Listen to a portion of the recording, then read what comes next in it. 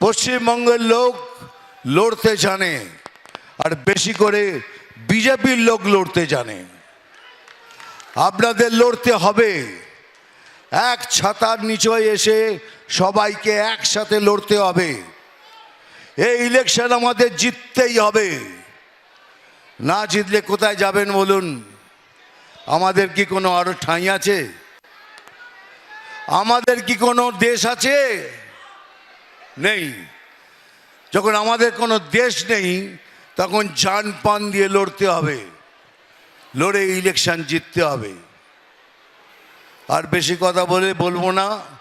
মনে রাখবেন, এই পরিবর্তন সভা, এই পরিবর্তন যাত্রার কারণই একটা, তাহলে আমাদের পরম পূজনীয় প্রধানমন্ত্রীজি চান এখানে পরিবর্তন দরকার, তো সেটা আমরা করে দেখাবো।